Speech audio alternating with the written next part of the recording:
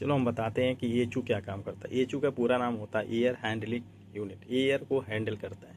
जैसे कि मान लीजिए एचयू है, तो एचयू का काम है कि फ्लोर का गर्म हवा जो है अपने रूम एचयू रूम में आता है, और एचयू रूम पे आने के बाद फिल्टर होता है, एयर फिल्टर होता है। उसके बाद वो एयर फिर जाता है आपका क्वाइल पे, तो क्वाइल में चिल्ड वाटर होता है, ठीक है।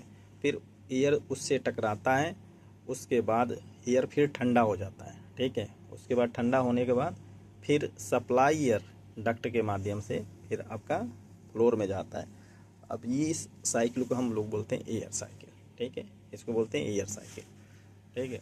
अब ये दो लाइन दिख रही है आपको, ठीक है। पहला लाइन है नीचे जा रही है, दूसरा ऊपर, देखिए ये आ रही है ऊपर से, ठीक है। ये दोनों लाइन आ रही है, ठीक है। तो ये दोनों लाइन जो है इसमें क्या आता है, चिल्ड वाटर आता है। ये चिल्ड वाटर चिलर प्लांट से आती है, काफ़ी सारी पाइपें जुड़ी रहती हैं, और ढेर सारे पाइपें जुड़ी रहती हैं, ठीक है। तो हर जहाँ जहाँ एचयू में होगा तो एचयू में सप्लाई किया जाता है चिल्ड वाटर को, हर एचयू को चिल्ड वाटर सप्लाई चाहिए, और रिटर्न उसका फिर वहाँ पे जाना चाहिए इवोपरेटर पे, ठीक है, ताकि फिर वो ठंडा होके आए, ठीक है। तो ये इसका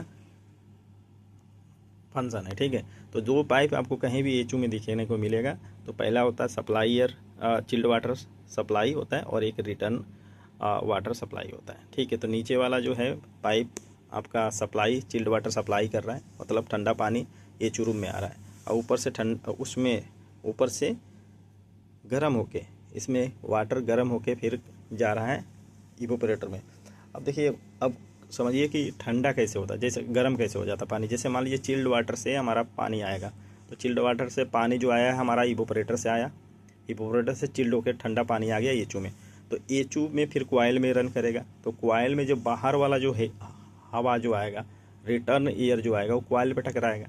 तो जो रिटर्न एयर जो टकराएगा उसकी वजह से ठंडा पानी जो है वो गर्म हो जाता है, ठीक है। ठंडा पानी क्या होता है, क्वाइल में रहता है, गर्म होता है, मगर उससे हमको ठंडा हवा प्राप्त होता है, और वो हवा हमारे फ्लोर में चला जाता है, और पानी का टेम्परेचर थोड़ा बढ़ जाता है। तो फिर वो पानी के बढ़ा हुआ टेम्परेचर जो होता है, फिर वो रिटर्न के माध्यम में इवोपरेटर में जाता है ठंडा होने के लिए, ठीक है, ठंडा होने के लिए जाता है, ठीक है ना।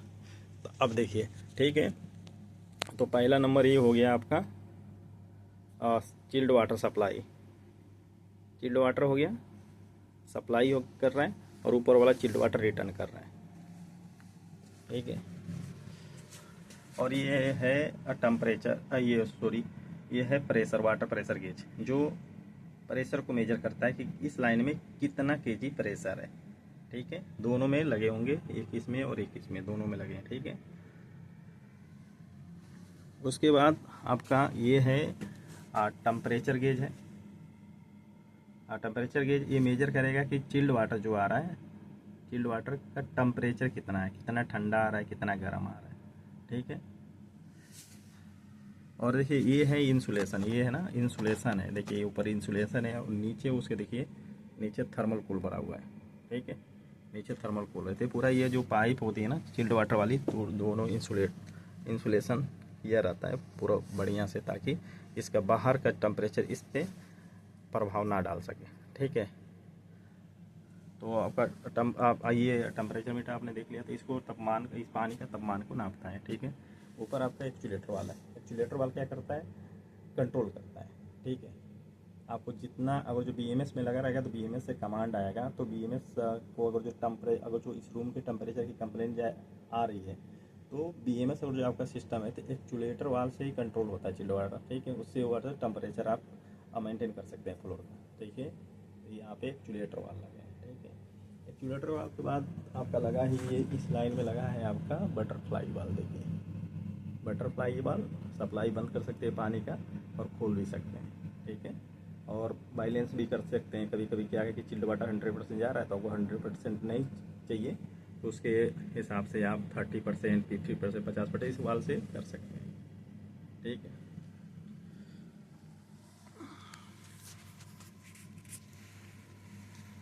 उसके बाद आपका ये है मोटर, ठीक है। ये जो है ये यहाँ पे जो लगा है उसको बोलते हैं केबल ग्लैंड, केबल ग्लैंड बोलते हैं। इधर केबल लगी है, ये 3 फेज का मोटर है, ठीक है। ये टर्मिनल बॉक्स है, ठीक है। ये आपका मोटर है, ठीक है।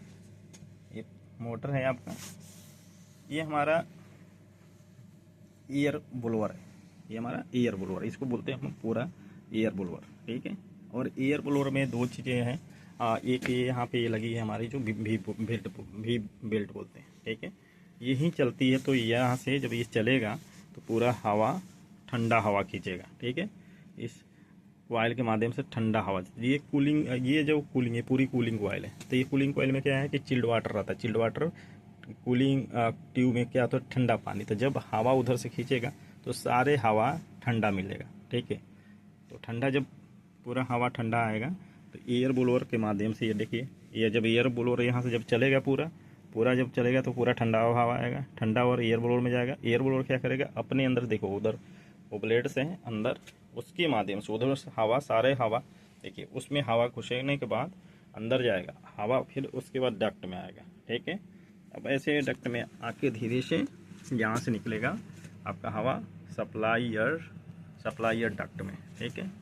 और सप्लाई एयर डक्ट में आके देखिए, अब यहाँ से ये जो है ना फ्लोर में जा रहा है, ठीक है। पूरा ये हवा जो जा रहा है फ्लोर में, ठंडा हवा, ठीक है।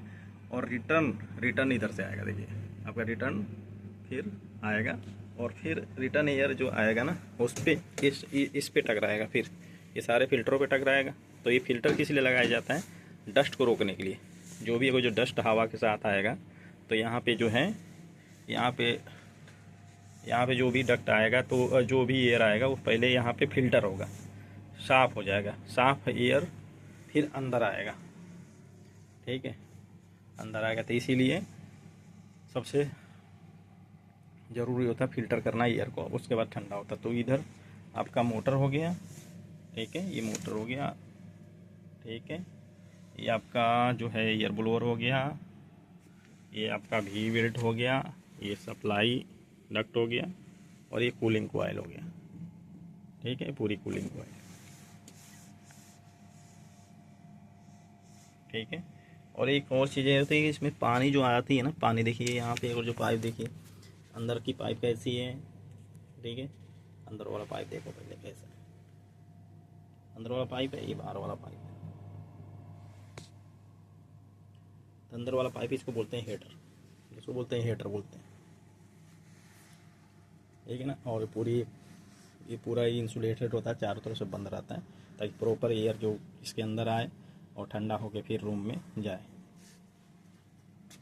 एक चीज़ और है, यहाँ पे एक लिमिट स्विच लगा है। लिमिट स्विच कहाँ है कि सेफ्टी प्रोवाइड करता है। अगर जो आप डोर खोलते हैं तो डोर खोलते ही एचयू का जो पावर सप्लाई कट हो जाती है।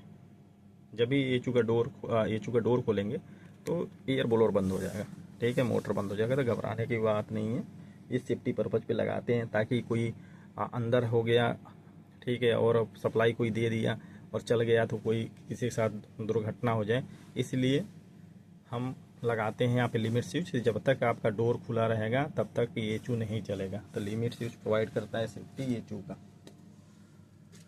ठीक है। ये और ये जो है आपका एक ड्रेन लाइन है, देखो ड्रेन लाइन जो भी है आपका, ये ड्रेन लाइन जा रही है, ठीक है। ड्रेन लाइन जो भी एचयू से पानी आएगा वो शायद ड्रेन लाइन में चला जाता है, ठीक है। और उससे में से देखिए, ये मोटर को बैठाने के लिए ये लगाते हैं बेस, जो मोटर को बैलेंस करता है। फिर अर्थिंग पॉइंट लगा रखे हैं, मोटर के लिए अर्थिंग किया गया है, सेफ्टी के लिए पूरा ध्यान रखा गया है, और सब प्रॉपरली होता है। और पीपीएम में यही सब कुछ चेक किया जाता है। भी बेल्ट का अलाइनमेंट, जैसे इसका भी बेल्ट का अलाइनमेंट चेक करेंगे, अर्थिंग पॉइंट चेक करेंगे, अर्थिंग कनेक्टेड है कि नहीं, और उसके बाद ये गलेंट सही है कि नहीं। फिर उसके बाद टर्मिनल बॉक्स में वायर जो लगे हैं वो पूरा लूज तो नहीं है, ये सारा कुछ चेक किया। इसमें लाइट भी जल रही है, लाइट भी जलना चाहिए, ठीक है।